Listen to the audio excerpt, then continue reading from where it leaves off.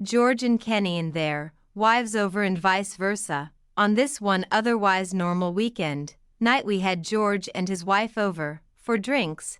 We all got pretty drunk while playing board games. They left around 11. Luckily, it's a 30-second straight line of a drive home. We continued to drink some wine as we watched one of our favorite movies. We were starting to get tired. We were definitely feeling the effects of the wine. We were most likely just gonna fall asleep on the couch cuddled up together when there was a knock at the front door. A knock at the door at this hour was unusual. In fact, it never happened before, but accompanied with the knocks we thought we could hear a voice say something. I lowered the volume of the TV. We waited for it to happen again. Like 20 seconds later, another set of knocks at the door followed by a muffled voice saying we need help. I was about to get up and open the door when Cheryl shook my arm and I looked at her and she made a face and shook her head no. I whispered, I'm just going to ask who it is. She replied, I shouldn't let them know we're home, but odds are they already knew we were home. I went over to the door and asked who is it. The voice on the other side said through the door, oh thank God, can you open up, we're lost. I said, who's we? The voice said back, my wife and I. I replied, can your wife say something? There was a silence for a few seconds. I followed it up with, did you hear me? The same voice said back, yeah. But she's not next to me right now. Is where red flags started going off in my head and I started to realize the voice sounded a little off, like a man trying to make his voice sound a little higher. I laughed and said, George, is that you? George is a big goof and him being drunk, it wouldn't be unheard of for him to do something like this. The voice said back, yeah, in a slightly deeper voice now. I almost felt relief believing that it was actually George, but I didn't want to open the door just yet before confirming. Having someone knock on your door out here late at night claiming to be lost doesn't happen. It's not a thing, and it's an immediate 'cause for alarm. I set through the door. Prove it, what's your wife's name? A now unfamiliar voice said back, that's a trick question. My smile disappeared. I went to get my phone and called George. Cheryl was watching the whole thing, telling me we should call the police. I said hold on. The phone rang like 3 times before George picked up right away. I said, are you at my front door right now? And he said no. Why? I told him there's someone at our front door trying to trick me into opening it.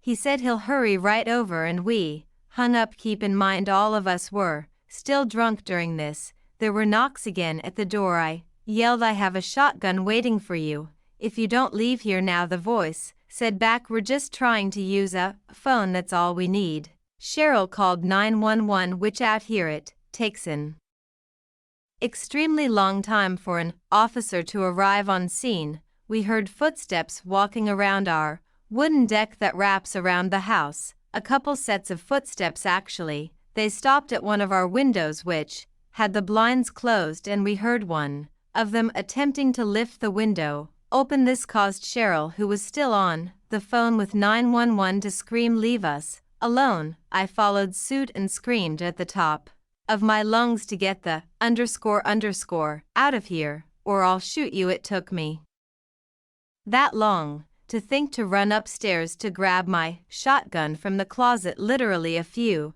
seconds later there were more pounds at the door, and this time it was actually George's voice yelling, open up. I let George in, who also brought his shotgun. He said he didn't see anything or anyone. As he pulled up, he stayed with us until a police officer came to the house. He did a quick little scan of the property with us, then left. We took heed of his advice in installing a camera on the front and back. Surprisingly, something we never thought of until this incident still gives me chills, that all that was keeping out whoever was on our front deck that night was a wooden door.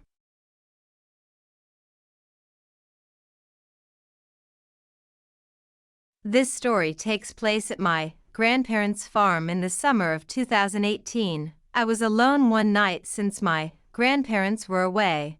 I was getting paid to watch the farm for a couple nights. On the last night I was watching TV in the living room when I started to hear a strange noise coming from outside in the cornfield. At first I shrugged it off because I figured it was most likely a deer that was, until I heard all the cows start mooing at the same time. Usually you would hear maybe one cow starts mooing, then something is wrong.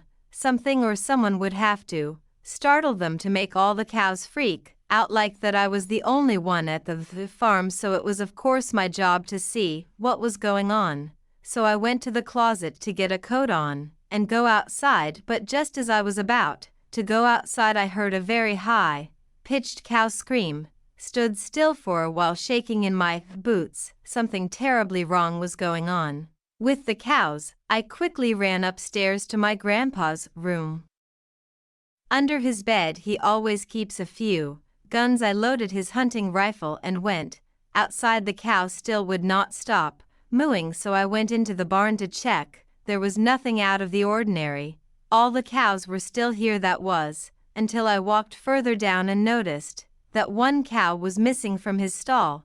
It didn't make sense. I was sure he was tied up to the stall the last time I saw him. Then I thought I could hear a cow make a high-pitched moose sound for the cornfield outside the barn, so I went outside. But while I was walking to the field I swear I heard what sounded like people talking. I finally had enough of this. I fired 2 rounds into the air. Everything went silent. The cows were quiet and I couldn't hear anything from the field. That was until I heard the footsteps in the field. I didn't know if I had the balls to go inside the cornfield, but I had to do it anyway. This is the exact reason farmers have guns, and I couldn't just hide inside the house with trespassers in the field. I started to walk into the crops and I could hear many pairs of footsteps all beside me. I was getting even more freaked out as I continued to walk deeper into the field, and then I froze down one of the rows of corn. There was a person in all blacks standing a few feet away from me. I rose my gun up, telling him to get out of my field. I wasn't bluffing, I was ready to shoot. But he never moved, so I fired another round into the air to scare him off, but he still didn't move an inch. Then he actually started walking towards me with his arms slightly out as if telling me to lower my weapon. I aims my gun at him again, screaming at him to go away. That's when I made the horrible realization that I was surrounded by people dressed in dark clothing, like at least 6 or 7 other people. That was only the people I could see. Who knows if there were more. And as the one guy got closer I realized something. He along with the rest were all wearing these creepy masks. The man stopped approaching me as I started stepping backwards. They all stood in silence for a moment. I cannot explain the fear that I was experiencing. I thought I was about to be killed. That was when they all started chanting something. I couldn't understand it. It sounded like a different language, but the chants almost sounded like a song, and I started wondering if they were about to perform some kind of sick ritual on me. That was when I took the opportunity to run as fast as I could down a few rows of corn. When I was out of breath I stopped and fired about 6 rounds in their direction. I heard a bunch of footsteps and rustling crops going in the opposite direction. I finally scared them off. I ran back towards the direction of the farmhouse, stopped, saw something on the ground, and what I